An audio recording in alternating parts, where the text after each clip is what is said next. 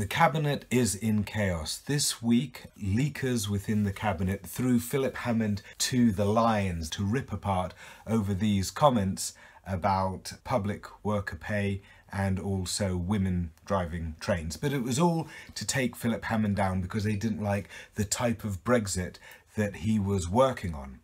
Now, when they threw him out to the lions and he got chewed up and mauled, then that reflects badly on the Conservative Party. So now there's been a big backlash against the Brexiteer saboteurs, and Theresa May is being ordered to deal with them, or maybe sack them, or maybe even sack some random people to show that she's still in control.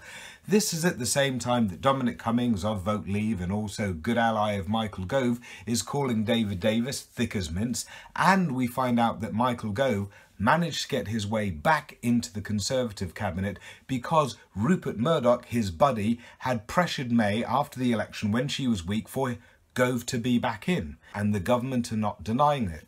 And this, all of this chaos, is the backdrop to this now iconic picture of Barnier and his team sitting at the table with their well-prepared homework, and grinning schoolboy David Davis showing up with nothing and then buggering off a few hours later. And here is one irony, and that is part of the narrative for why we had to leave the EU was that they were falling apart and they were incompetent.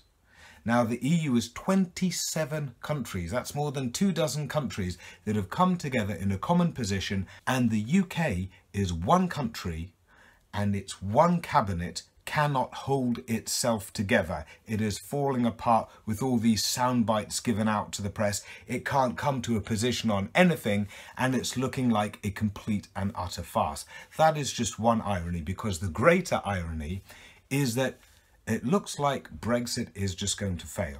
And this isn't the fault of any people who voted Brexit. It's not the fault of any Ramonas. It's not even the fault of any saboteurs within government. It is the hardline Brexiteers within government themselves. They put too much cake on their plate. They loaded up their plate with more cake than they can possibly eat.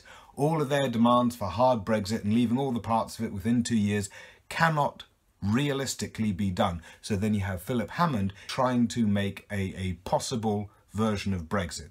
But because they want the impossible version of Brexit, they're making Hammond's possible Brexit impossible. And at the end of the day, they're not going to get any Brexit from this if they go on like this.